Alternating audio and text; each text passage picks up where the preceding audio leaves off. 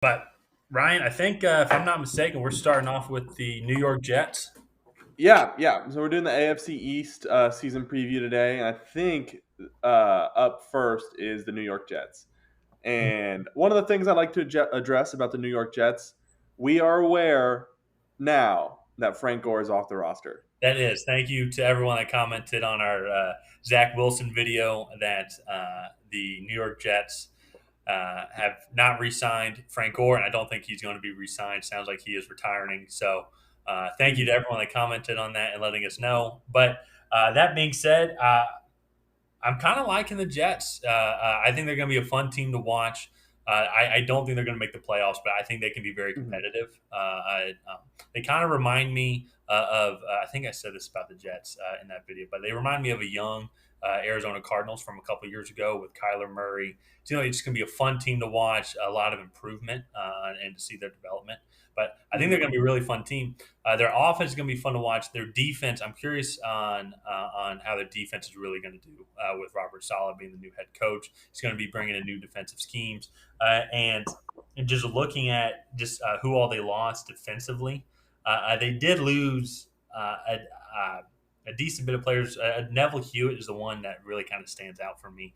Mhm. He just had 134 combined tackles last year, which I think I'm pretty sure led the team. So I'm curious how they're going to be able to replace that production.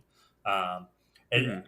but that being said, their defensive line is actually pretty solid now, adding Carl Lawson to that side, but with Sheldon Rankins as well as an addition from Jacksonville. But Quinton Williams and Vinny Curry, I think should also. I think it should be a pretty formidable duo up front.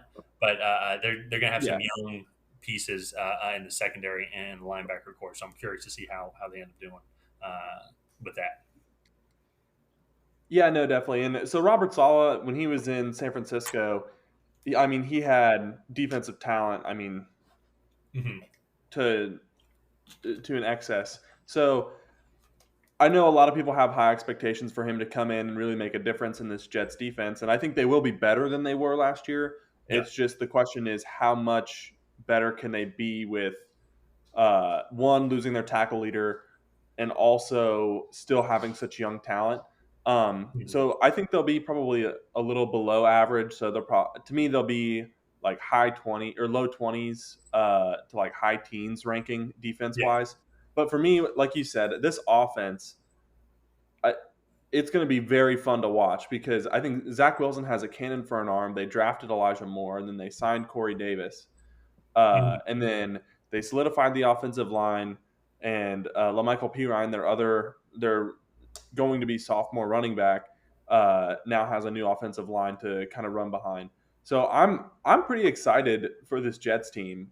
Yeah. They added a lot of a lot of good pieces, and yeah, I mean it's going to be exciting to watch. So Yeah, it's going to be interesting to see because with their second overall pick, in the first round, they took Elijah Vera-Tucker. Seems like he's mhm. going to slide into that left guard position, and a combination of him in left guard and Micaiah Becton at left tackle.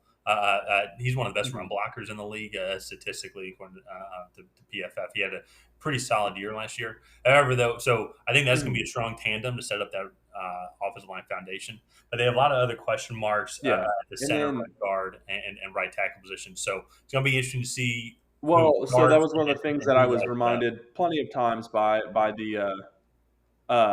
Jets fans over on the Zach Wilson videos. They also signed Morgan Moses. Mhm. He was a pretty good right tackle last season, and I think he'll actually kind of help solidify some of that the right side of that offensive line.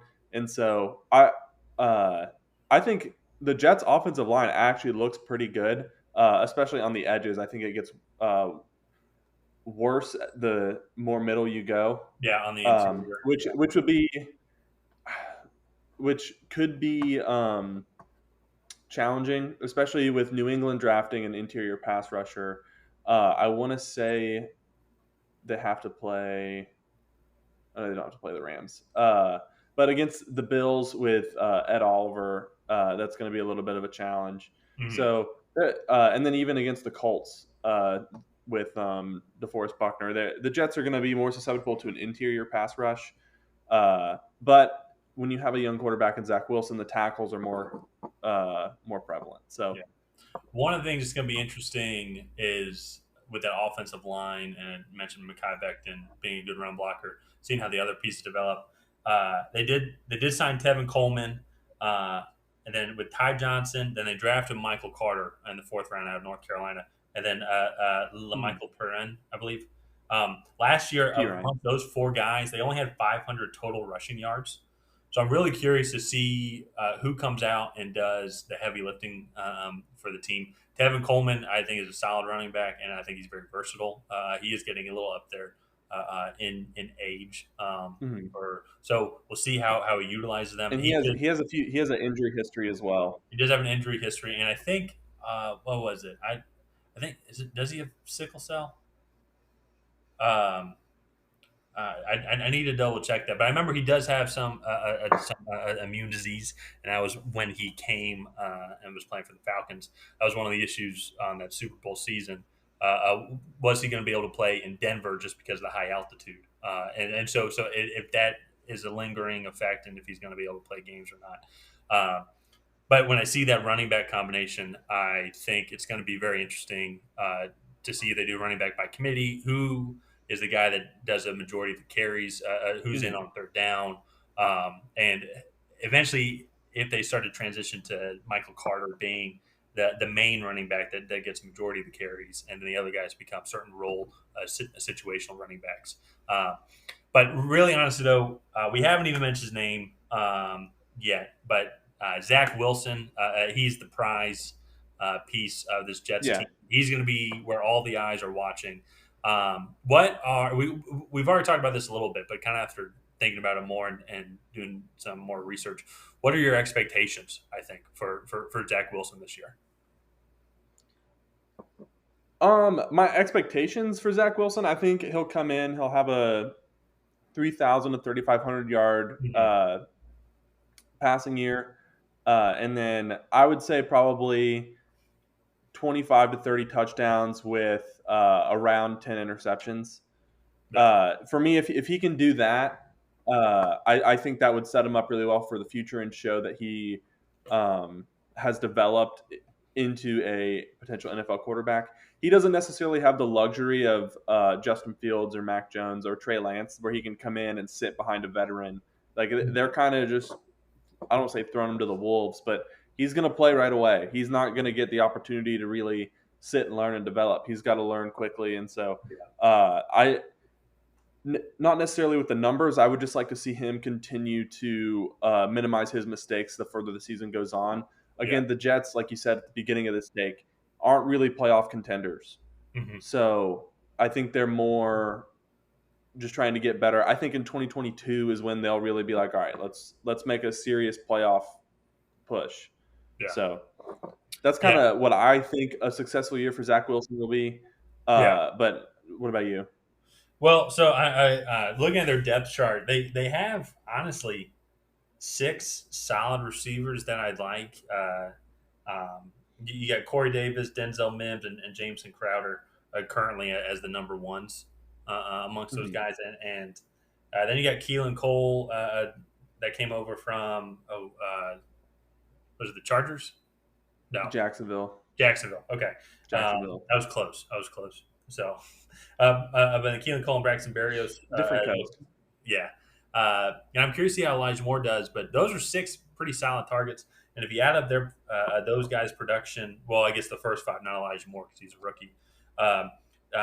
That was about 3,400 yards and amongst those 5 receivers and 22 total touchdowns last year. And I think that's highly doable for Zach Wilson. Potentially not even more, just with the versatility that he brings and the dual threat capability and kind of his ability to improv a little bit and keep plays going.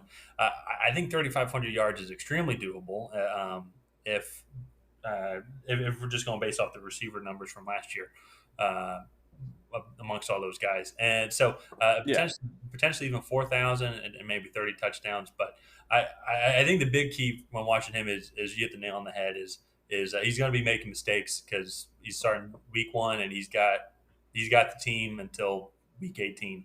And so will he be able to learn from the mistakes Yeah. from the early weeks and kind of develop and become a very savvy veteran by the end of this year? Yeah, no, definitely, and I really think he will be able to do that.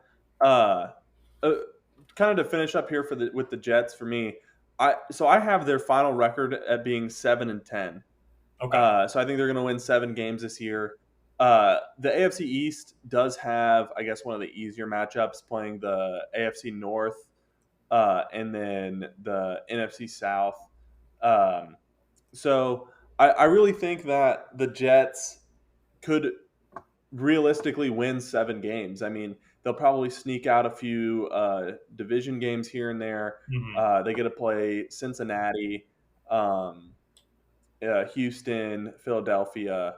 So there's definitely some teams that I think the Jets could beat.